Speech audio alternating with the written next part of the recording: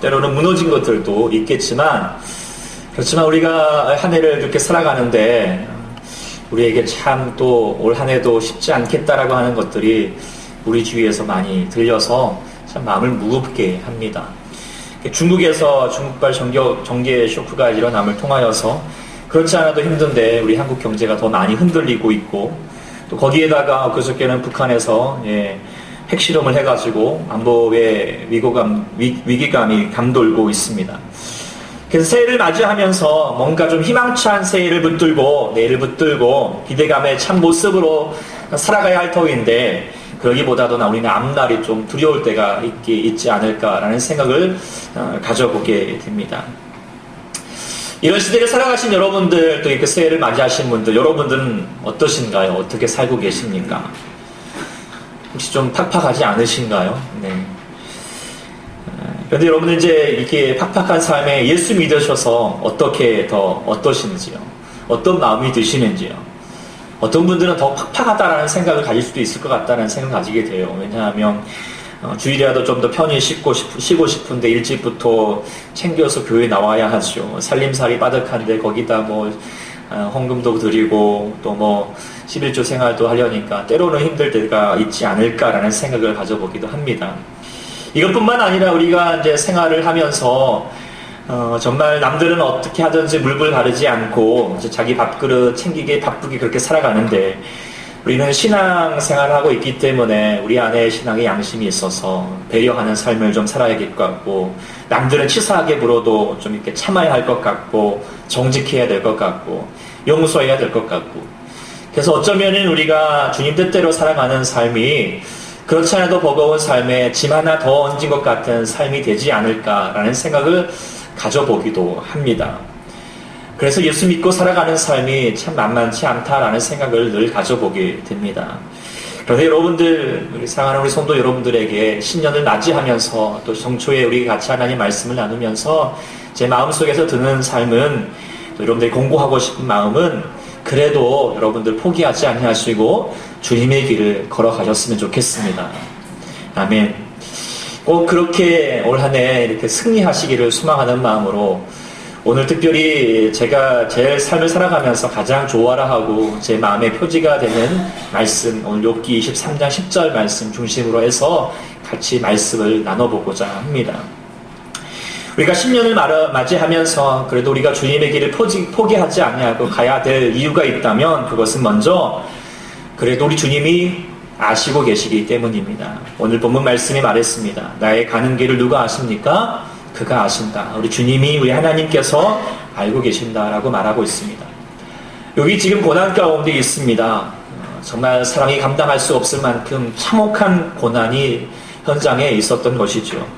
그래서 친구들도 왔습니다. 처음에는 위로한다고 했지만 보통의 기독교인들처럼 나중에는 너 그래도 무슨 죄가 있지 않겠느냐, 잘 생각해봐라 라고 하면서 재촉해 하면서 그의 마음을 더 힘들게 하고 있습니다.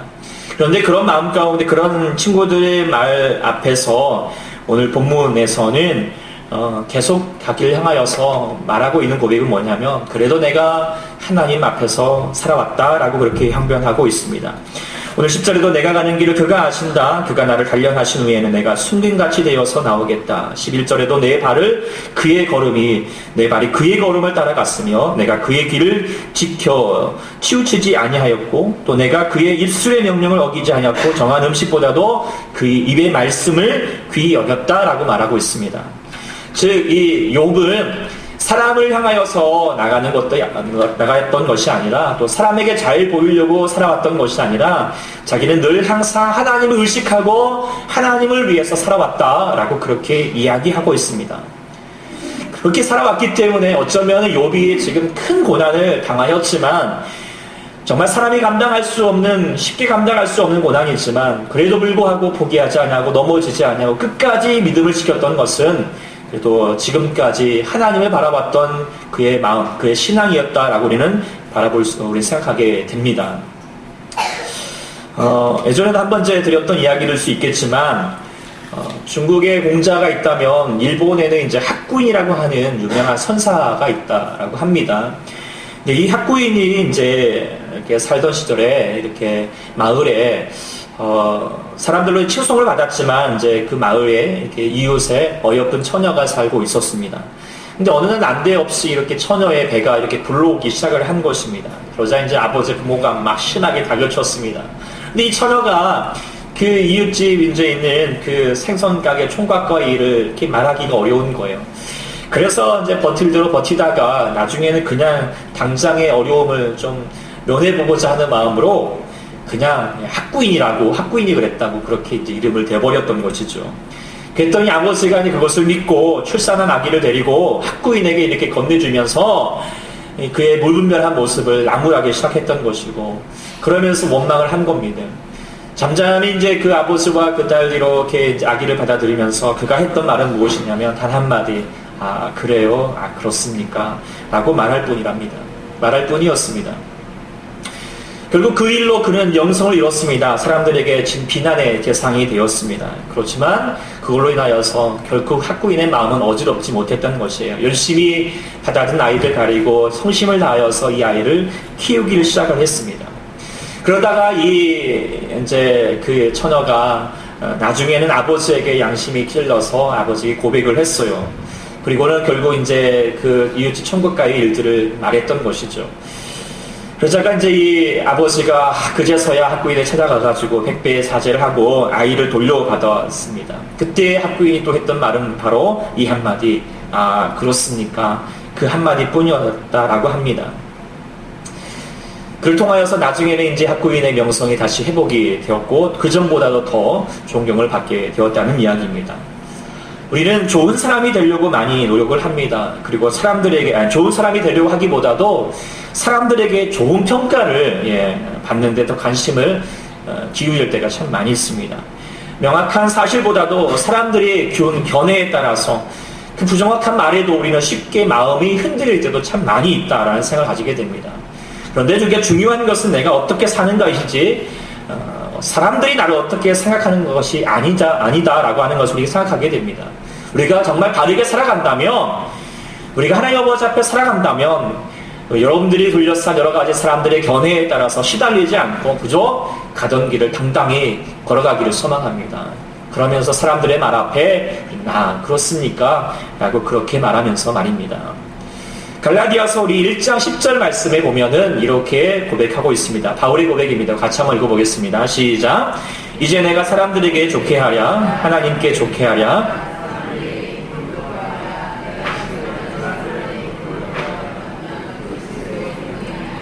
아멘.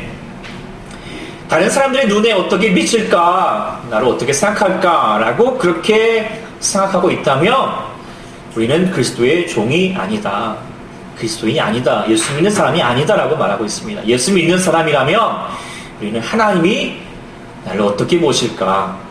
그리고 나는 어떻게 하나님의 기쁨이 될 수 있을까? 늘 항상 기억하면서 하나님을 기억하고 하나님의 시선을 생각하면서 살아보는 삶이라고 오늘 얘기하고 있습니다. 그런데도 우리는 사람 눈치 보기 참 바쁩니다. 사람들이 나를 어떻게 생각할 건가? 라고 하는 것이죠. 근데 우리가 한 해를 살아가면서 우리는 사람 눈치 보지 말고 하나님 눈치 보면서 살았으면 좋겠습니다. 저는 그렇게 살다 보면 때로는 손해볼지도 알지만 그래도 오히려 당당하게 사람 앞에서 손해볼 수도 있으면서 아 그렇습니까? 라고 말하면서 하나님의 뜻을 이룰 수 있었으면 참 좋겠다라는 마음을 가지게 됩니다.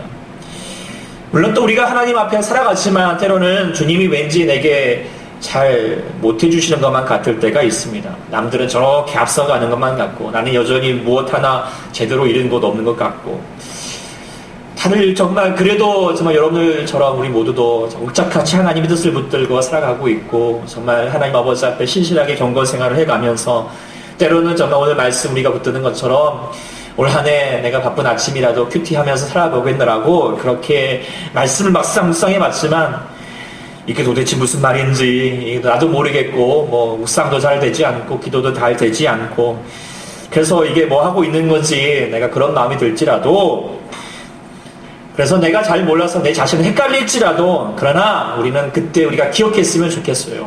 내가 내 자신을 몰랄지라도 그 모습을 누가 아십니까? 하나님은 아신다는 거고요.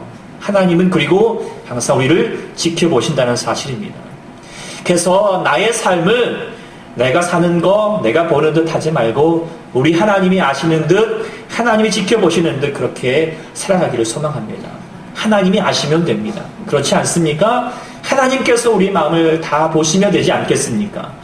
그렇기 때문에 우리가 살아가는 삶 동안에 사람들의 시선을 끌려고 노력하기보다도 그들에게 때로는 미련해 보이고 때로는 바보 같다라고 말할지라도 그들 앞에서는 그저 그렇습니다 라고 그렇게 말하면 되는 것이고, 우리 주님 아버지 앞에 그저 우리 마음을 다 아시고 우리의 삶을 아시는 주님 아버지 앞에 주님께서 나를 바라보시면서 네가 그랬구나, 네가 그럴 때도 그랬구나 라고 말할 수 있으면, 그 주님이면 좋습니다 라고 말하면서 주님을 기억하고 주님을 바라보면서 주님이 아시는 그 주님 아버지 앞에 당당하게 이 한 해 주님의 길로 걸어갈 수 있는 저와 여러분이 될 수 있기를 간절히 소망합니다. 아멘. 두 번째, 우리가 다시 한번 이 한 해를 살아가면서 우리가 주님의 길로 걸어가야 할 이유는 그래도 내 삶은 여전히 나를 단련시키는 주이기 때문이라는 것입니다. 오늘 본문에 또 말씀하셨습니다. 그가 나를 어떻게 하신 후에, 단련하신 후에 내가 정금같이 나오리라고 말씀하고 있습니다. 사람들은요, 금을 원하지만 우리 주님께서 원하시는 것은 우리는 우리 자신이 금이 되라 라고 말씀하고 있습니다. 사람들은 여러 가지 금덩어리가 있으면 행복해지리라고 말씀하고 있지만, 하나님께서는 우리 가운데 원하시는 것은 너 자신이 복덩어리, 금덩어리야 되라. 그렇게 사는 것이 행복하다. 그것이 복의 근원의 삶 아니겠습니까? 사람들은 금이 누군가가 가져주고 금 떨어지면 어떻게 해요? 기적이다라고 말하고 있지만, 하나님께서 여러분에게 원하는 기적은 뭘까요? 우리 자신이 순결한 금이 되어가는 것. 그것이 하나님께서 원하시는 기적 같은 삶인 줄 믿습니다. 그것이 바로 우리 지난주에 우리 같이 묵상했던 것처럼 복이라고 하는 것은 우리가 누군가에게 내게 채워지는 것이 아니라, 내가 받는 것이 아니라 뭐예요? 내가 복이 되어서 누군가에게 흘려보내는 삶. 그것이 바로 우리의 비루어야 될 귀한 삶일 줄 믿습니다. 그러기 위해서 여러분들이 금이 되셔야 합니다. 순결한 모습이 되어야 됩니다. 순금이 되셔야 합니다. 그런데 그 순금은요, 저절로 되지 않는다는 것입니다. 어떻게 해야 됩니까? 단련되어야 됩니다. 그리고 많이 단련될수록 어떻게 해요? 진정한 금이 되어간다라고 말할 수 있습니다. 아브라함을 창세기 12장에 보면은 갈대아 우리에 있을 때 주님께서 불러주셔서 말씀해 주셨습니다. 너는 복이 될지라, 복의 근원이 될지라. 다른 말로 오늘 본문에 말하면 너는 이제 금이다 라고 말하고 있습니다. 그런데 그냥 당장 그때부터 금이 되었습니까? 그러지 않았습니다. 그 이후부터 계속하여서 단련되는 과정을 이룰 수밖에 없었다라고 하는 것입니다. 그의 고향과 친척과 자기의 배경되었던 모든 것을 버리고 떠나야했습니다. 그리고 그렇게 나아갔지만 가나안 땅에 들어가도 흉년이 없고 결코 이제 살아보겠노라고 그렇게 이집 땅에 갔지만 어떤 것도 보호받지 못하여서 나중에는 자기 아내를 팔아야 했습니다. 얼마나 그 마음이 참담했겠습니까? 사랑했던 아내를. 그만큼 뭐죠? 이제는 자신의 노력과 상황으로 안 되는 현실 가운데 내몰리게 되었다라고 하는 것입니다. 그리고 혹시라도 자기 안에서 자기 후손이 없으면 그래도 좀 이렇게 통하여서 해볼까 했던 데리고 왔던 한 친구가 있었죠. 조카 되었던 롯이 있습니다. 롯이었죠. 사위 말하면 그래도 자기 안에서 믿을 만한 구석이 되었는지 모르겠습니다. 그런데 하나님께서 이 롯을 통하여서 철저히 무너뜨리게 했습니다. 어쩌면 자기에게 로또와 같겠죠. 롯이 로또와 같겠지만 어떻게 해요? 그냥 나중에는 꽝이었던 것입니다. 그러면서 그것도 다 버리게 하였고요. 자기에게 하나님께서 말씀을 통하여서 자기 후손을 통하여서 정말 아들을 얻게 하겠다라고 말씀하셨지만 그것도 하루아침이 되지 않았습니다. 75세에 그 약속을 얻었지만 10년, 20년이 가도 그 약속이 이루어지지 않았습니다. 그러다 못해서 이스마엘, 그렇지만 그것도 포기하게 하시고 나중에는 다 모든 거 안 되겠다라고 그렇게 말하는 그때에 하나님께서 어떻게 해요? 아들을 허락하셨습니다. 그런데도 불구하고 또 어떻게 합니까? 나중에는 그 아들마저도 우상으로 삼지 않도록 모리아산에 아들을 바치라라고 그렇게 말하고 있습니다. 왜 그랬겠습니까? 바로 하나님 그 주님을 순수하게 누릴 수 있도록 자신이 하나님을 그렇게 드러낼 수 있도록 하기 위한 하나님의 단련하는 과정 때문일 줄 믿습니다. 왜냐하면 자기 안에 찢겨기가 있는 거, 자기 안에 욕심이 있는 것들 다 내려놓고 오직 하나님 그 주님만을 드러낼 수 있도록 정결한 모습이 될 수 있도록 하나님께서 단련하신다라고 하는 것입니다. 우리 하나님께서 사용하였던 모든 사람들이 그렇게 단련하는 과정을 통하여서 주님의 순결한 삶이 되었다라고 하는 것을 우리가 기억해야 할 것입니다. 야곱도 요셉도 모세도 이스라엘 백성들도 다 그렇게 하나님께서 그렇게 만들어서 단련해 주셔서 하나님의 뜻을 이루어 주셨습니다. 그렇게 자기의 삶을 하나님으로만 드러낼 수 있도록 순결하게 순금으로 만들어 가신 저와 여러분들이 될 줄 믿습니다. 오늘 욥기도 말씀하고 있습니다. 오늘 욥기 42장 5절 말씀에 보면은 이 과정을 통하여서 욥이 뭐라고 고백하고 있습니까? 내가 죽게 되어서 귀로만 들었지만 이제는 눈으로 주를 배움나이다. 그 전에 하나님 알았지만 이제는 이 고난의 이 단련하는 과정을 통하여서 이제는 보다 더 하나님을 더 누릴 수 있고 하나님을 더 전할 수 있는 인생이 되었습니다. 라고 그렇게 말하는 것입니다. 결코 이 고난의 현장이 없었으면 결코 이 고백이 일어나지 못했을 것입니다. 사랑하는 저와 여러분들도 이 연단의 과정들, 물론 인간적으로 보기에는 힘들 수도 있겠지만 우리 잘 감당해 갔으면 참 좋겠다라는 마음을 가지게 됩니다. 그렇지만 이 연단하는 과정 그 자체에만 여러분들 마음속에서 무거움이 되지 않기를, 때로는 이걸 참아내면 저 고지가 내게 있어 라고 하면서 고지만 바라보면서 이 욥처럼 나중에 그래도 많이 회복되었지 그때를 바라보면서 나가보자 나가는 것이 아니라 때로는 살아가면서 지금 연단하는 그 삶의 과정 하나를 조금 더 우리가 마음을 두고 그 안에서 행복한 모습들을 이루었으면 참 좋겠다는 마음을 가지게 됩니다. 왜냐하면 이제 예를 들어서 우리가 등산할 때도 그렇습니다. 산을 좋아하시는지 모르겠지만 산의 초보자들은 늘 항상 정상만 바라보면서 언제 나와요? 언제 나가요? 늘 항상 물으면서 그 꼭대기만 물어보면서 나아가지만 정말 산을 잘 타는 사람들은 꼭대기가 중요하지 않습니다. 걸어가면서 그렇게 오르는 그 자체, 걸어가는 모든 풍경들을 즐길 줄 아는 것입니다.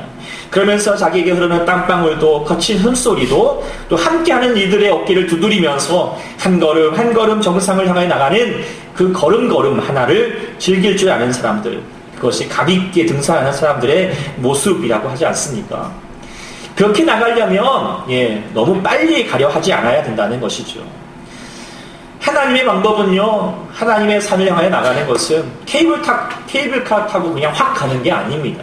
하나님께서는 우리 주님께서 한 걸음 한 걸음 그곳을 향하여서 나가길 주께서 원하고 계신다는 것입니다. 그러니까 너무 빨리 가지 않으셔도 됩니다. 그저 그냥 제대로 가시길 소망합니다. 주위를 좀 돌아보시면서 우리 나의 하나님을 쉽게 얻어내려고 하지 않았으면 좋겠습니다. 다른 사람의 하나님을 보면서 너무 부러워하지도 않았으면 좋겠고, 마치 다른 이들의 하나님을 마치 나의 하나님이냐 모양내지 않았기를 소망합니다. 빨리 얻어지는 것을 기적이라고 사람들은 말하지만 우리가 원하는 기적은 그것이 아닙니다. 우리가 너무 그런 기적을 꿈꾸지 않고 내가 하루의 삶에 하나님을 만날 수 있다면 그것이 내 삶의 기적이 될 줄 믿습니다. 빨리 변화되면 또 빨리 변할 수밖에 없다라고 하는 것입니다. 지난 우리 금요일 날에도 기도 제목을 나눌 때 우리 어떤 분이 이렇게 말씀했잖아요. 기도가 시위되지 않는다라고 했습니다. 시위되지 않으니까 그런데요, 기도인 것이지 않을까요? 그러면 역설적으로 말하면 그만큼 더 깊은 무언가가 이루어지고 있다라고 하는 증거가 될 수 있을 것입니다. 그렇기 때문에 우리가 기도의 시간도 마찬가지고 말씀을 바라볼 때도 마찬가지고 하나님 아버지 앞에 예배드리는 순간도 마찬가지예요. 우리는 하나하나 차근차근 우리가 주님을 만나가는 과정인 줄 믿습니다. 그리고 이제 내가 하나님의 순결한 금이 되어가는 과정인 줄 믿습니다.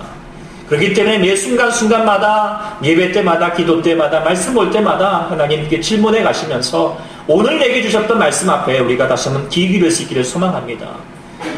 우리가 이것만 익혔으면 좋겠어. 우리가 살아가는 단련받는 과정 속에서 올 한 해 동안 결코 포기하지 맙시다. 말씀 바라보는 것도 결코 포기하지 않으셨으면 좋겠고요. 기도하는 것도 포기하지 않았으면 좋겠어요. 때로는 내가 이루어지지 않은 것 같을지라도 꼭 여러분들 인내로서 이겨내기를 소망합니다. 그리고 또 하나는 재촉하지 마십시오. 너무 당장 이루려고 생각하지 않으셨으면 좋겠어요. 단련하는 과정은 시간이 필요하고요. 또 그 여유가 필요한 줄 믿습니다. 나의 달려가는 모습이 다 다를 것입니다. 어떤 사람들은 지금 저만큼 가는 사람이 있겠고, 속도가 조금 더 빠른 사람도 있겠고, 늦은 사람도 있겠지만, 그래도 우리는 믿읍시다. 하나님께서 여러분들을 단련시켜 주셔서 정말 귀한 하나님의 정결한 모습으로 이루어 가실 줄 믿습니다. 그렇기 때문에 오늘 우리가 하나님 아버지 앞에 매일매일, 저는 참 좋아하는 찬양 중에 하나가, 또 아침마다 제가 많이 부르는 찬양 중에 하나가, 아침마다 새롭고 늘 새로우니 주의 성실이 금이라 성실하신 주님. 우리 전도서 말씀 앞에 나와 있는 말씀을 가지고 읽었던 찬양인데, 그렇습니다. 우리 주님은 아침마다 새롭습니다. 아침마다 새롭습니다. 하시기를 소망합니다. 여러분 그 많이 누리셨으면 좋겠습니다. 그래서 부흥에 가서 주님 만나는 것도 있겠지만, 더 중요한 것은 뭐냐면 매일 아침 주님을 만나는 것이 더 큰 기적이길, 또 그렇게 살아내시는 여러분들이 되기를 간절히 축원합니다. 세 번째, 우리가 주님의 길로 가야 할 이유가 있다면, 그것은 그래도 이 길이 진짜 길이기 때문입니다. 순금이기 때문입니다. 가짜 녹음이 아니라는 말입니다. 그 금이 뭘까요? 그것은 바로 나의 어떤 보물이 아니라, 내가 원하는 삶이 아니라, 그것은 바로 하나님 그 분 자체입니다. 그분이 나의 상급이라고 말하고 있습니다. 아브라함이 아까 말했던 것처럼 가나안 땅에서 벗어나서 낯선 땅에 살게 되었습니다. 얼마나 낯선 땅에 산다는 것이 그 당시로는 그 무법지 같은 곳에서 두렵고 떨리는 일이겠습니까? 그런데 그런 와중에 자기 조카 롯이 가나안 토속 민족들에게 잡혀가게 되었습니다. 이 소식을 듣고 정말 담대함으로 가서 롯을 구하여서 정말 구해냈습니다. 그런데 그렇지만 구해내긴 했지만, 하나님 은혜로 구해내긴 했지만, 이제 다른 사람들, 그 귀에 있는 사람들이 이제 롯이 이제는 적이 될 수밖에 없게 되었을 것입니다. 언제 그 사람들이 다시 일어나서 자기를 쳐들어올지 모르는 상황 가운데 있습니다. 얼마나 두렵겠습니까? 이 두려운 상황에 오늘 창세기 15장 말씀에 이런 말씀을 주셨습니다. 같이 한번 읽어보겠습니다. 시작. 이후에 여호와의 말씀이 환상 중에 아브라함에게 임하여 이르시되, 아브라함아 두려워하지 말라. 나는 내 방패요 너의 지극히 큰 상급이니라. 얼마나 두려웠더니 첫 번째 하셨던 말씀이 뭐예요? 두려워하지 말라는 거예요. 두려워하지 말라. 그런데 두려워하지 않을 수 있는 이유가 뭡니까?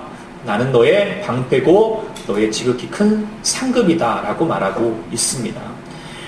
주님이 말씀하시기를 너희 가운데 두려워하지 말라. 그래 이제부터 내가 두려워하지 않도록 너에게 많은 군대를 허락하고, 또한 너에게 힘을 기를 수 있도록 해주고, 너에게 많은 부유한 것들을 허락하겠다라고 말씀하지 않았습니다. 뭐라고 말했냐면, 나 자체가 너에게 방패가 된다. 그리고 내가 이 삶에서 두려워하지 않고 기뻐할 수 있는 이유, 그래도 행복할 수 있는 건 뭐냐면 내 자신이다. 하나님 그 자체다라고 말하고 있습니다.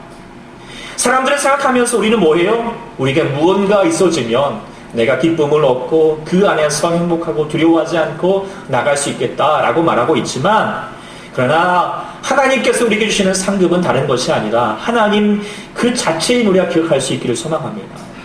우리의 상급은 멀리 있지 않습니다. 저 고지를 향하여 나아가면 그때 주어지는 것이 아니라는 것입니다. 예수 믿는 삶은 뭐예요? 오늘 지금 내게, 내 안에 계시는 주님이 나의 보배이고 나의 자랑이며 나의 기쁨이 된다라고 하는 사실을 우리가 깨달을 수 있기에 소망합니다. 아멘. 우리 마음가운데 계시는 주님이라는 거예요.